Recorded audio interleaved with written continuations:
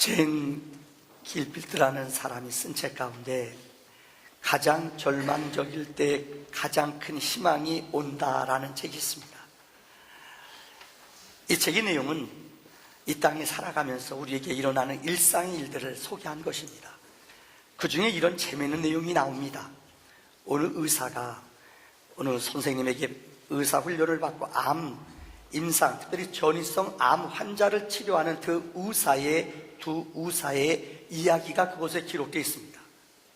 참 신비한 것은 두 의사가 똑같이 대학교 병원에서 치료를 하는데 이 통계를 내봤더니 한 사람은 74%의 환자들이 회복이 있어요.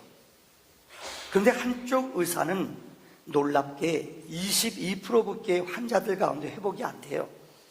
그래서 왜 그런가?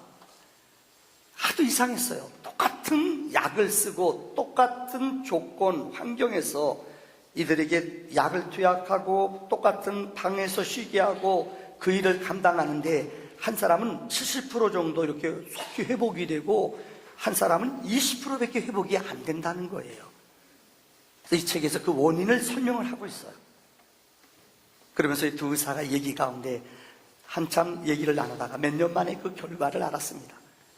그것은 한쪽 의사와 두 의사가 똑같이 그들에게 이 암 환자들에게 쓰는 약이 있어요. 그러니까 전문적인 수로로 네 가지가 나옵니다만은 에토사이드, 그 다음에 플라티눔, 온코빈, 그 다음에 하이드록시리아. 들어보셨습니까? 약입니다, 약. 근데 이 앞자를 따면은 EPOH, 다시 말하면 에포라고 이름을 불러요. 보통 의사들이 용어 쓸 때 여러분 의사들 보면 이 진단서나 약 처방할 때 다 뭐 영어로 막 쓰지 않습니까? 그래서 보통 암 치료할 때 쓰는 약을 에포라고 이야기합니다. 근데 한쪽 의사는 에포 처리하라고 이렇게 툭 말만 던지고 끝내요. 이분은 22%밖에 회복이 없어요. 근데 또 다른 의사, 이분이 기독교 의사예요. 근데 이분은 에포라는 말을 거꾸로 말하면은 hope, 희망이라는 뜻이에요. 꼭 그분은 치료해 주면서 환자에게 약을 주면서 그를 만날 때마다 이 약 먹으면 회복됩니다. 이 약 먹고 병 난 사람이 맞습니다. 이런 얘기 간증을 꼭 선포하고 들려준대요. 이 똑같은 용어지만 똑같은 약을 투입하지만 에포라고 그냥 환자를 손님처럼 그냥 무의식으로 대하는 사람은 별로 낫지가 않아요. 근데 똑같은 용어지만은 그에게 다정다감한 언어와 그에게 생명 있는 말로 호프, 당신은 꼭 회복될 겁니다 라는 말을 들려줬더니 이 말을 들은 환자들은 회복의 속도가 달랐다는 거예요. 무엇을 의미합니까?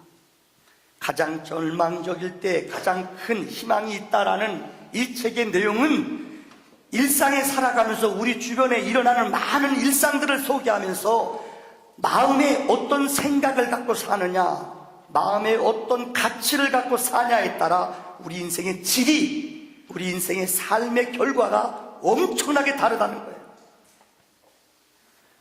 성경의 어둠의 영들은 우리가 지금 영적 시리즈를 설교하고 있습니다. 악한 원수 마귀는 우리를 공격합니다. 그래서 우리를 잠깐만 끌어내립니다. 두렵게 합니다. 비교하게 합니다. 자꾸만 이전의 과거의 우리 실패를, 우리가 과거에 넘어졌던 아픈 쓴뿌리들을 기억하게 합니다. 너는 무능한 사람이야. 너는 부모를 잘못 만났어. 너는 스펙이 없어. 그게 어땠다는 거예요. 그러나 진리 안에 빛 가운데 하나님의 약속 안에 살아가는 사람은 여러분, 내 출신이, 내 부모를 잘못 만났고 내가 과거에 슬프고 비극적인 아픔이 있어요. 그렇다 할지라도 예수 안에 새로운 피조물이 된 사람은 생명을 향하여, 진리를 향하여 날마다 빛 가운데 살아가는 것이 믿음의 삶인 줄을 믿습니다. 여러분, 성경은 우리에게 말합니다. 우리의 싸움은 혈과 육이 아닙니다.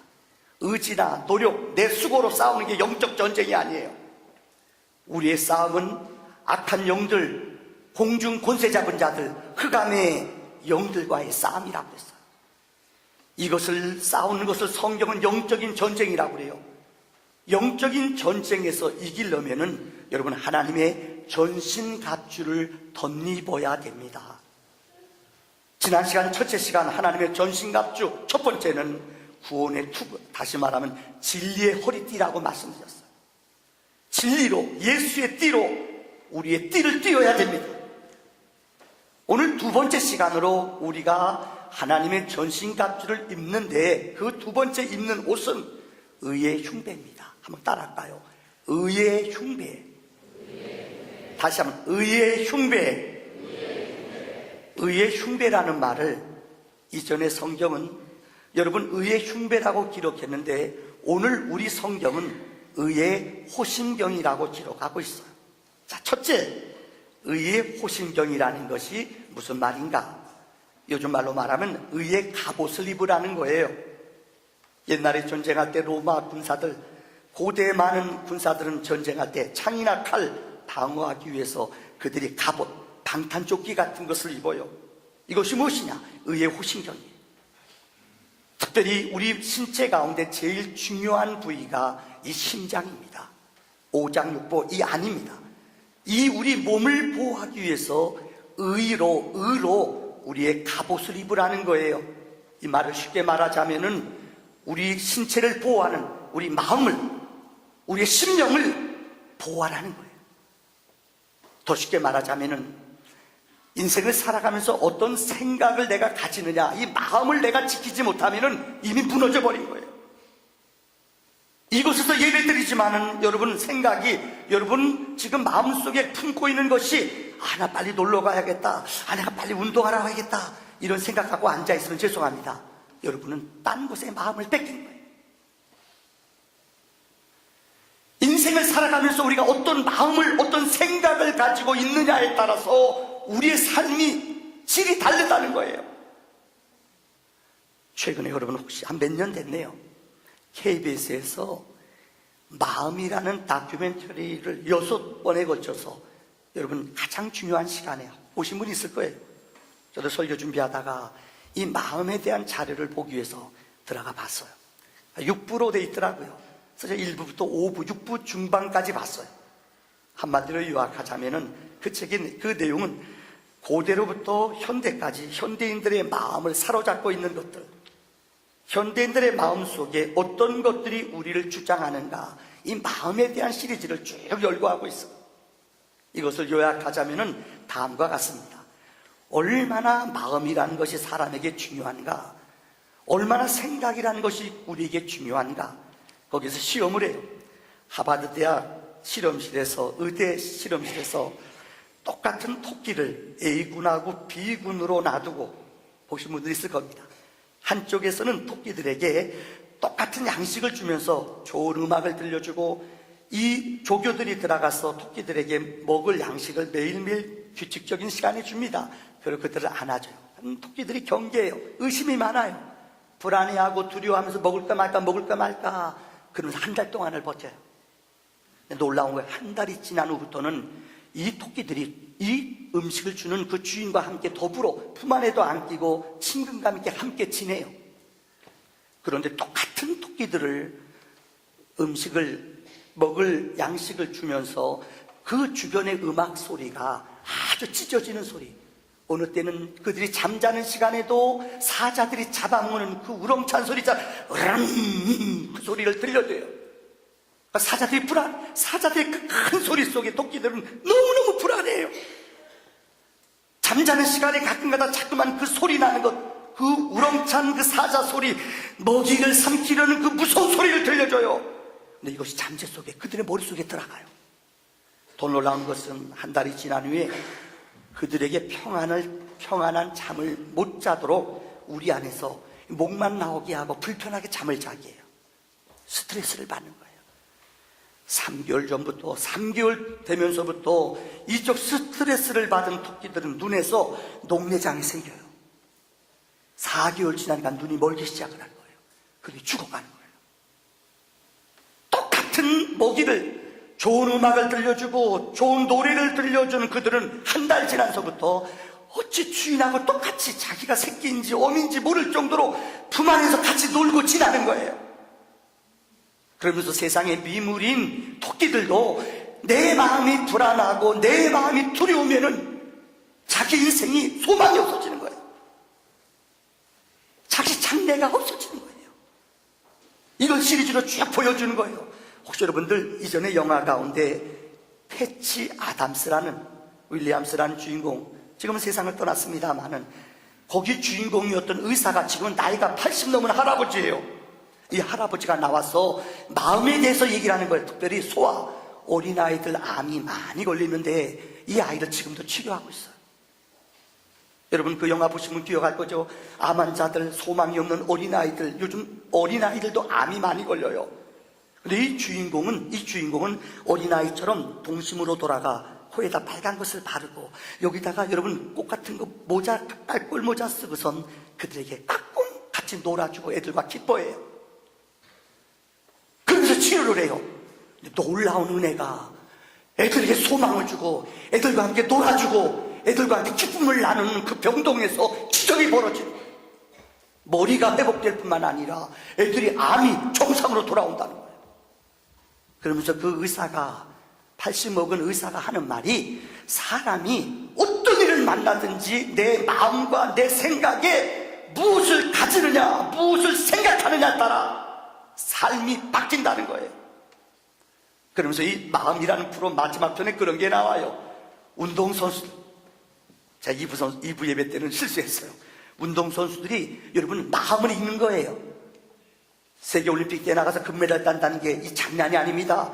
몇 년 동안 그 목표를 향해서 대가를 지불하고 노력하고 절제해요. 옛날에 황영조 선수 금메달 딴 거 알죠? 끝나고 금메달 따고 인터뷰하는데 그래요. 너무너무 힘들어서 자기 감독 정봉수 감독한테 그래요. 감독님이 그 고원지대 뛰지 않는데 너무 힘들어서 차 옆에서 차가 오는데 그 차에 뛰어들어가려고 그랬대요. 이 정도로 자기 자신이 이기는 게 힘들어요. 그런데 여러분 장미란 선수가 유도 선수가 아니에요. 무슨 선수죠? 역도 선수예요. 그 마음속에 이 시합을 앞두고 그걸 읽는 거예요. 여러분 시합할 때 여러분들 역도 할 겁니다. 용상, 인상, 매차시기. 내가 120kg 들겠다. 120kg 딱 나가요. 3차 안에 들어야 돼요. 그럼 다음 걸 올려요.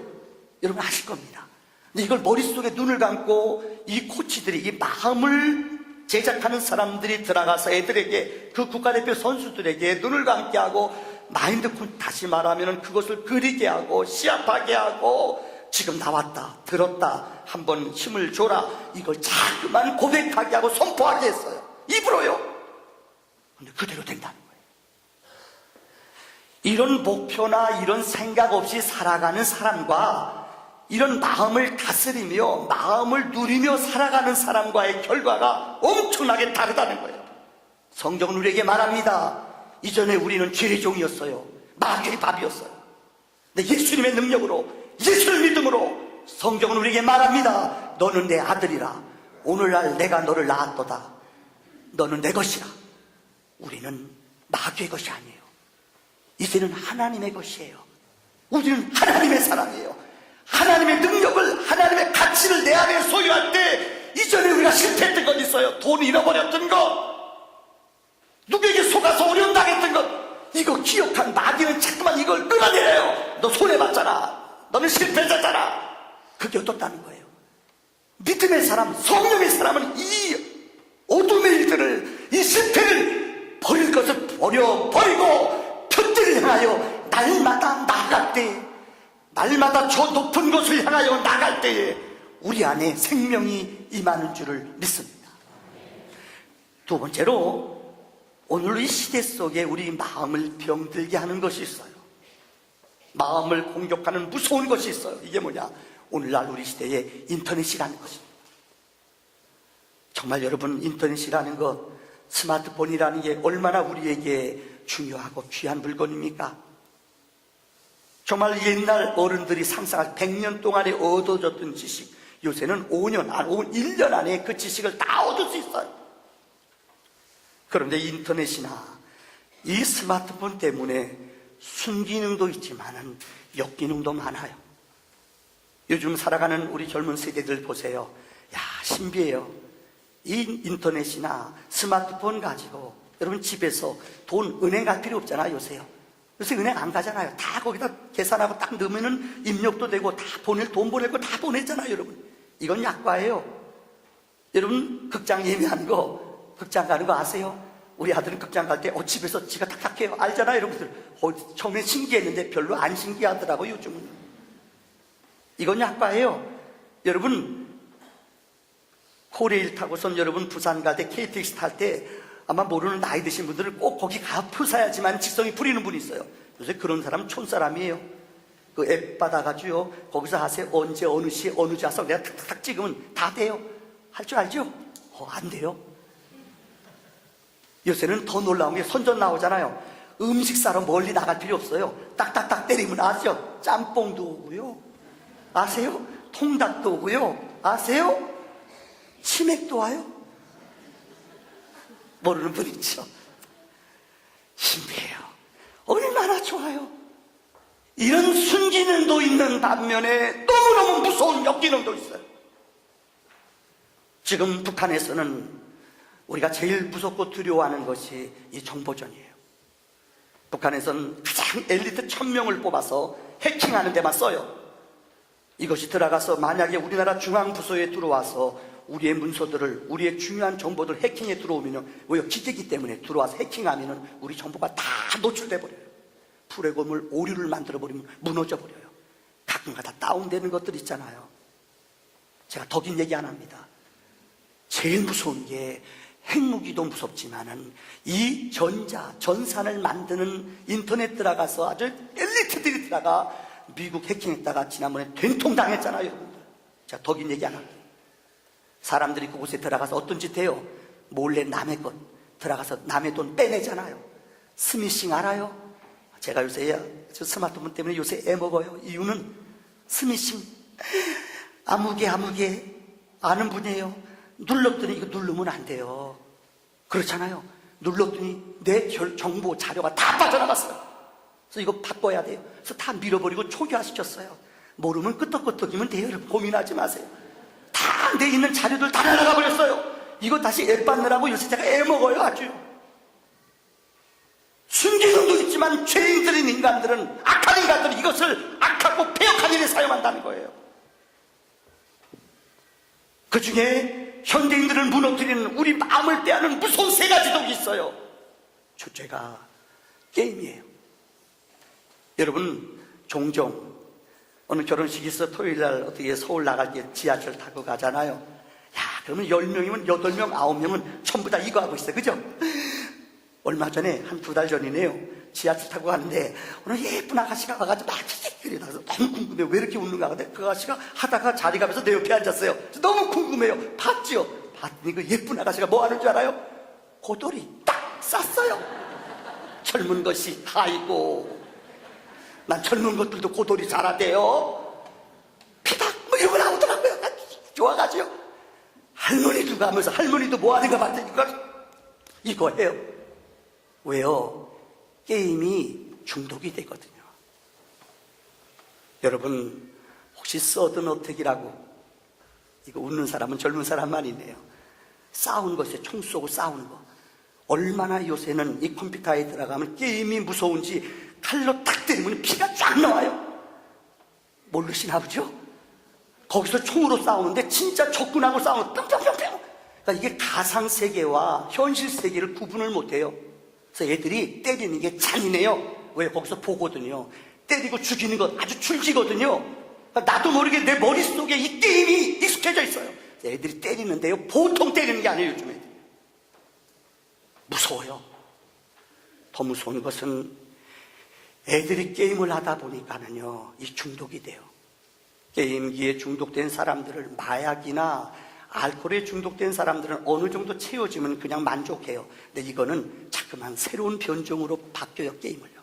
더 악랄하고 더 강하고 센 것을 하길 원해요. 이게 우리 마음속에는 무서운 거예요. 더 무서운 것은 게임을 하다 보면은 사람과의 관계가 단절이 돼요. 하루 종일 방에 들어가서 게임을 해도요, 심심하지 않아요. 그러니까 친구들과 이웃이 필요 없어요. 부모가 필요 없어요. 그래서 얼마 전에 혹시 뉴스 보셨을 거예요. 어느 세대기 결혼했는데 애기 낳았어요. 애기 3개월 동안 젖도 안 먹이고 방치해 놓은 거예요. 애기가 죽었어요. 엄마는 뭐 하고 있는 줄 알아요? 게임하고서 뿅뿅뿅뿅뿅 하고 있어요. 애기 죽었어요. 너 죽었니? 그리고 또 하더래요. 중독돼서요. 얼마 전에 40세 된 부산의 어느 남자가 대구네요. 대전에서요. 게임에 중독돼서 결혼도 안 해요. 너무너무 부모님이 가슴이 아파. 이놈아 정신 차려. 나가서 일 좀 해라. 근데 애가 환청이 들려요. 이 게임에 중독되는 무서운 게 뭐냐? 환청이 들려요. 엄마 아빠가 와가지고 게임 그만해. 그러니까 그게 자기의 고통, 자기 시간을 방해하거든요. 근데 머릿속에 죽여라. 이러지. 왜 이러지? 귀에 생생하게 들리더래요. 환청이 죽여라. 그래서 이 아들이 진짜 부부가 식칼 가지고 어머니 아버지 텔레비 보는데 그냥 찔러 죽게 했어요. 이게 무서운 거예요. 두 번째, 우리들의 마음을 빼앗는 것이 바로 인터넷 세계 속의 채팅이에요. 아마 일로 하신 어른분들은 잘 이해를 하기 어려울 거예요. 채팅이 뭐예요? 모르는 세계, 여러분 익명, 모르는 사람과 함께 만나요. 부부지간에 살다 보면은 이제는 가족이 돼요. 그죠? 뭐라 그러면 우리 가족이잖아. 가족끼리 이러면 안 돼. 그러잖아, 여러분들. 근데 거기 들어가면 어떤 남자 보고 싶어요. 뿅! 그러면 환영하여. 뭐 그림도 그리고 뿅! 나타나가죠. 오빠! 그러고 나타나잖아요. 그 정신을 못 차려. 오빠! 거기 들어가서 사람들 막 만나요. 익명성이니까 얼마나 예쁜 글 쓰고 거기서 여러분 얼굴 안 보는데 무슨 짓 할지 누구 알아요? 우리 만나자. 몰라. 이 유혹에 빠지면 안 만날 수가 없어요. 그래서 만나요. 얼마 전에 고등학생이 만났다가 성추행 당하고 죽임 당한 거 알잖아요. 왜? 거기 들어와서 얼굴을 가리고 나타나는 사람들의 대부분의 사람들은 목적이 있어요. 어두운 생각, 여러분 흑암의 생각들로 가득 차서 어떻게 하든지 어떻게 해요? 그 사람을 끌어내려고 해요. 밴드가 왜 무서운 줄 알아요? 어느 분이 그 얘기합니다. 밴드 때문에 쪽박 찬대요. 가서 초등학교 동창들 만나요. 중학교 동창, 뭐 옛날에 시골에서 같은 동기들 만나잖아요. 얼마나 남편은 그렇게 오래 살아봐요. 가족끼리 그래요? 내가 옛날에 너 좋아했는데, 그래 나도 좀 좋아했는데 가슴이 찌찌찌 통해요. 왜요? 그러면서부터 만나요. 2차 가자. 노래방 가지요. 모이기 시작해요. 이러다 보면 최저 틀림없어요. 얼마나 많은 사람들이 채팅 속에 가정이 깨지고 우리 영혼이 병드는지 아세요? 좀 조심스러운 얘기입니다만은 오늘 우리 시대 속에 제일 무서운 것이 세 번째입니다. 음란물이에요. 얼마나 많은 자녀들이, 여기 어르신네들은 알아야 돼요. 얼마나 많은 기성세대들이 이 음란물에 중독되고 빠졌는지 몰라요. 정말 게임만이 아니라 인터넷 들어가다 보면 모르는 여자들이 나타나죠. 오빠, 뭐 그렇죠? 만나줘요. 뭐 이렇게 나오잖아요. 이거 하면 잘못 눌렀다가 쪽박 차요. 왜 이게 무서운 줄 알아요? 앞서 말씀드린 것처럼 성경에 보면은 인간들의 이 중독성은 한번 무너지거나 이 호기심을 갖고 빠져들어가면 무서워요. CCC의 영적인 리더자인 조스 맥도웰 우리나라에 얼마 전에 오셨어요. 이분이 CCC의 세계적인 권위자예요. 이분이 얼마 전에 오셔서 이런 재미있는 통계를, 아니 충격적인 통계를 얘기하셨어요. 1년 동안 세계에서 우리가 생각하기는 일본 사람들이 음란하다고 생각해요. 일본 사람들이 음란 채팅에 들어가 돈 지불해야지 그것이 열려요, 창이. 일본 사람들이 1년 동안 지불하는 것이 1인당 123불이래요. 놀라지 마십시오. 한국 사람들은 4배가 넘대요. 국민 한 명당 그 세계 음란 채팅에 들어가서 따오고 다운받는 것들이 535불이래요. 한계입니다. 우리 한국이 영적으로 마음이 지금 곤고해지고 마음이 타락하고 죄 짓는 역사. 제가 더 긴 얘기는 안 하겠습니다. 혹시 여러분 스와핑이라고 들어보셨습니까? 요즘 우리 현대사회의 제일 큰 병폐가 스와핑이에요. 얼마 전에 분당에서 건축회사 이름으로 2,000명의 회원들이 가입해서 몰랐어요. 경찰도 몰랐어요. 나중에 들어가 봤더니 스와핑 클럽에 2,000쌍이 들어와 있더래요. 매주마다 400쌍들이 모여서 자기네끼리 부부를 바꿔가면서 하루를 지내는 거예요. 인간들이, 죄성을 지닌 인간들이 한번 타락하기 시작하면요, 끝이 없어요. 브레이크가 없어요. 그중에 제일 무서운 게 음란이라는 거예요. 성경의 로마서에 기록한 말씀과 같이 순리대로 사는 게 재미가 없어요.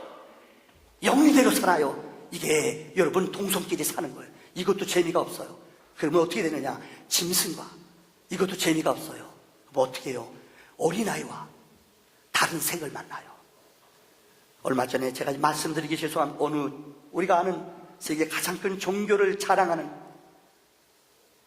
그 총에서 그 지도부에서 사과했잖아요. 많은 사람들이 알고 봤더니 왜요? 폐쇄된 사회 속에서 성을 금지하거든요. 어린아이들과 그런 엄청난 실수를 많이 범했대요. 사과했잖아요. 얼마나 숫자가 많은지. 그분들이 그렇게 많이 무너지는데 현대인들을 얼마나 많은 사람들이 그곳에 중독되어 있는지 아십니까? 오늘 말씀을 듣고 여러분 마음속에 잘못된 관계들, 잘못된 여러분들이 들어가 있는 음란한 생각들, 어둠의 것들 여러분 끊어내지 않으면 여러분의 영혼이 죽는다는 것을 명심하시기를 바랍니다. 마지막 결론입니다. 오늘 성경은 우리에게 마음을 빼앗기지 말라고 그랬어요. 오늘 21세기는 우리의 마음속에 너무나 많은 쓰레기를 줘요. 악한 생각을 줘요. 우리 마음을 무너지게 해요. 우리 가정을 무너지게 해요. 우리 생각을 무너지게 해요. 모든 사람이 다 이렇게 가는데, 모든 사람이 이렇게 살아가는데 우리의 생각을, 우리 마음을 빼앗아놔요. 우리의 의지와 노력으로 이기지 못해요. 성경은 우리에게 영적으로 승리하는 비결을 가르쳐주고 있어요. 이것이 뭐냐? 첫째, 예수의 의를 덧입으라는 거예요. 이게 무슨 말인가? 우리의 의와 우리의 노력과 우리의 수고로는 이런 영적인 전쟁에서 이길 수 없다는 거예요. 아무리 내가 애쓰고 힘써도 한두 번은 이겨요. 근데 영원한 영적인 승리는 예수의 의, 믿음의 능력으로 이기는 줄을 믿습니다. 성경이 뭡니까? 성경은 내 의와, 지난 시간 마태복음 6장 설교했잖아요. 내 의와 내 방법과 내 생각을 버려야 돼요. 신앙생활하면서 내 의지와 내 노력과 내 경험으로 이기겠다 택도 없어요. 성경은 예수의 의를 옷 입으라고 합니다. 보세요. 왜 가룟 유다와 베드로가 있습니다. 똑같은 제자예요. 범죄 질로 따지자면 사실 베드로도 유다 버금가게 죄를 많이 범했어요. 그러나 유다도 결국 죄를 범했어요. 그때 그는 자기 의가 있어요. 끝까지 자기 의와 자기 생각으로 돈 받은 거 제사장들한테 던져버려요. 회개할 기회가 여러 번 있어요. 그러나 끝까지 그는 자기 의를 가지고 자살해버리고 말았어요. 베드로도 유다같이 몇 번이고 실패, 아니면 더 많이 넘어졌는지도 몰라요. 그런데 베드로에게 주님이 찾아왔어요. 베드로에게 말씀해요. 베드로야, 내가 나를 사랑하느냐? 그때 주님이 물어보신 질문은 내가 나를 아가페로 사랑하느냐 물어봤어요. 이전까지 베드로였다면, 그는 자기 의가 있는 베드로였다면, 그럼요, 내가 주님을 아가페로 사랑해요. 주님의 사랑으로 사랑해요. 근데 그는 3번 질문 던질 때마다 똑같이 고백하는 거예요. 자기 의가 부서져요. 나는 주님을 아가페로 사랑 못합니다. 필리아, 친구로밖에 못 사랑합니다. 자기 의지, 자기 자신만만함이 다 무너졌어요. 주님, 나는 필리아밖에 못 사랑합니다. 내가 나 사랑하느냐?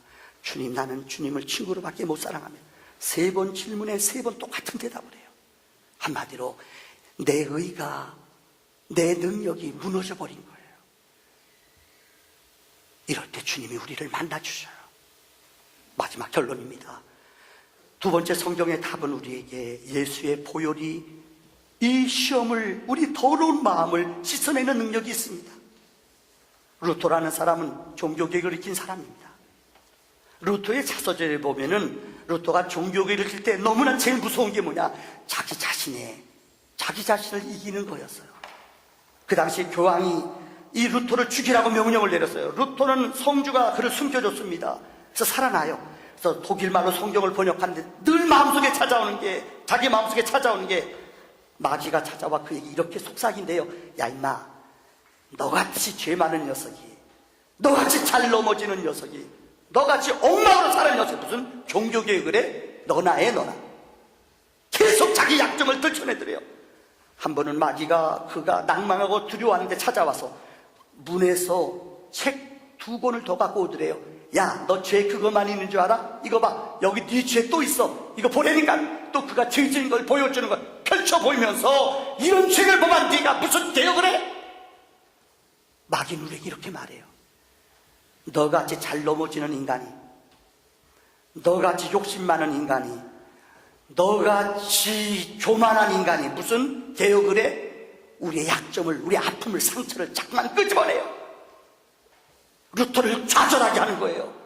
근데 루터가 성경 말씀, 요한일서 1장 7절의 말씀, 그 아들 예수의 피가 모든 죄를 깨끗게 하신다, 이 말씀을 갖고 그가 그 자기 제목, 그가 준 책, 마귀가 준 책을 하나하나 줄을 긋고 있어요. 이게 보혈의 피예요. 그래, 나는 이런 죄가 있어. 근데 예수의 피가 이 모든 죄를 씻어줬어. 이 죄도 씻어줬어.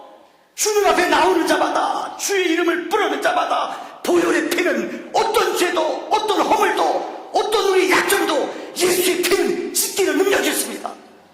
이제는 죄의 종이 아니에요. 예수의 보혈의 은혜를, 의의 옷을 입은 사람들은 예수님이 우리 위해 싸우세요. 예수의 이름 앞에 거하는 자, 예수를 우리의 거룩한 흉배로 믿고 나가는 자들은 그분이 우리 안에 역사해 주세요. 보혈의 은혜가 우리를 승리로 인도해 주시는 줄을 믿습니다. 기도합시다.